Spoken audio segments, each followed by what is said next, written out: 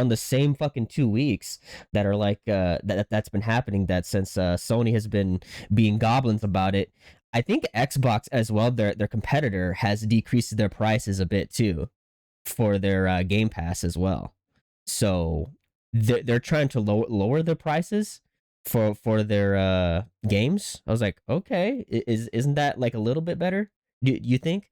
Because uh people, I think, are starting to go a little bit of the Xbox route compared to what Sony's doing right now, because Sony's just being like very greedy. I mean, every single company, right, is greedy, but right now everyone's leaning a little bit towards Xbox just for a bit, just because of that decreased price, especially for their Ultimate Game Pass, because I believe it was like $30 like a damn month, which is expensive. That I believe it came like down to like $10 lower now.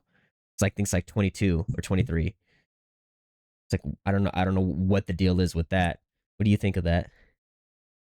It's just changing hands. You know, for a while it seemed like it's for a while it seemed like Nintendo was the one to go to because they weren't censoring games, and then they started doing stuff for their with their consoles, and even with the games they started to censor games, and then they were like, actually, you don't own your console, we can shut it off if you decide to do something bad. And then it switched over to PS5, like, oh, Sony, you know, you can you know, you don't have to worry about the CMOS battery. You don't have to worry about, you know, discs not being on, or games not being on disc, because on this, for whatever reason, PlayStation put all their, you know, most of the PlayStation games that have discs, most of the game, if not the entire game, is on the disc. Whereas Xbox, you know, they're like, oh, we only do like 4 megabytes on the disc. Like, they were basically one of the first to start doing like the game key cards. If I remember, like, it was with like Doom.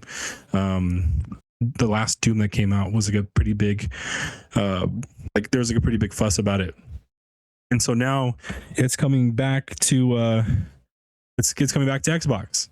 It's like, oh yeah, Xbox, they're actually the ones that care. Like, so what I'm trying to get at is it's all the same routine, is what you're saying, because it's like, yeah, oh, people go over to this side that is just like, oh, and because the competitor is just doing a higher price, oh no, let's just lower our prices just a little bit so we can get some customers going there, where it's just an endless cycle where they're just like keep just doing this over and over again, and just nothing really gets done, to be honest. Nothing really will get done. And then maybe exactly it's like it. And then maybe Sony will just like, hey, we're just gonna go decrease our prices here, and then people are gonna go back to Sony. It's just it's rinse and repeat. That's a really good comparison of what you're saying. Like, very good, especially for gaming nowadays. This is how the consumer thinks. Everyone's just mindless nowadays. People don't see like what the hell is happening to this gaming industry, huh? People don't see that shit.